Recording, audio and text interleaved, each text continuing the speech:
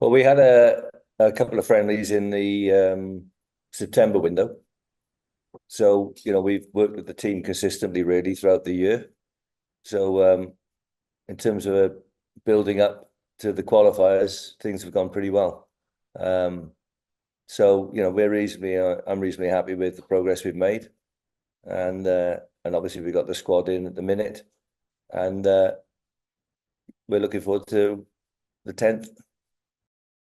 The bulk of the squad remains the same. As we're working through and availability becomes an issue, or we actually see the form of some players has changed and they deserve to be in the squad, then the sort of the peripheral of the squad changes, which has allowed us to broaden our reach and make sure we don't miss anyone, certainly from the locality.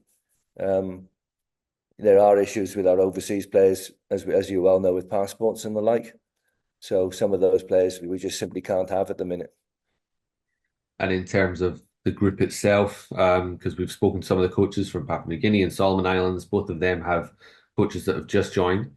Yeah. In terms of your preparation and assessing your opponents, what do you expect from PNG, Solomons, and New Caledonia?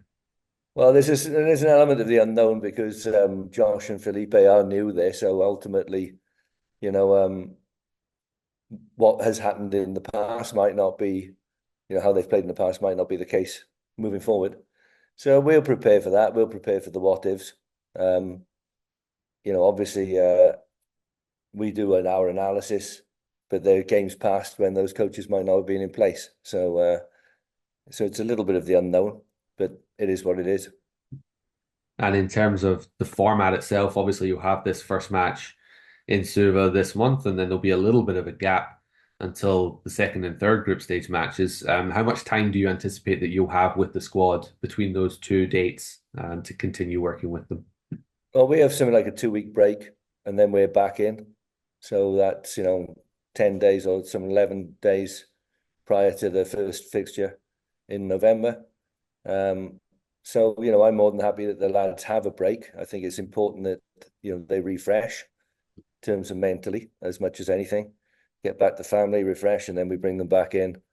And we have a certain way of preparing in terms of match one, match two, etc. So we anticipate they will be ready for those games. And just finally, with the first game being in Suva and that first match being so important in terms of hitting the ground running, how excited are you and the team to be playing in front of a home crowd for match day one? Well, obviously, it's a great privilege to be playing at home. Um, especially in the format as it is. You don't always play at home, um, so it is a privilege to be playing at home.